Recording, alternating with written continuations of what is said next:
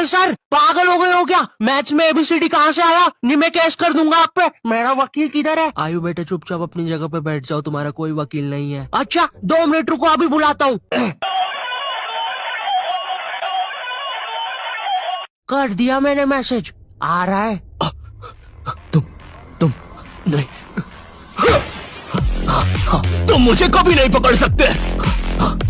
अरे लेकिन मैंने तो मजाक किया था, ये तो सच में ही भाग गए। सर भी फूट गया होगा रे खिड़की से। मैथ्स पर मुझे बचपन से ही भरोसा नहीं था। एक बार 5th क्लास में मैंने 9 का टेबल रटा था, 9 घंटे लगा के। अगले दिन स्कूल गया तो एक एबला बच्चा आके मुझे 9 का टेबल लिखने की ट्रिक बता रहा है। भाई 9 का टेबल कौन याद करता है यार? तू ऐसे लिख सकता है 9 8 7 6 5 4 3 2 1 1 2 3 4 5 6 7 8 9। माँ कसम बता रहा हूँ, उस टाइम वो बच्चा बस मुझे 9 का टेबल लिखने की ट्रिक बता रहा था, लेकिन न जाने क्यों उस टाइम वो मुझे मेरे 9 घंटे की मेहनत पे मुँहता हुआ नजर आ रहा था। अरे 9 का टेबल कौन याद करता है? इससे तो 9 घंटे में स्टार उत्सव पे शाकरा का बूम बूम देख लेता है।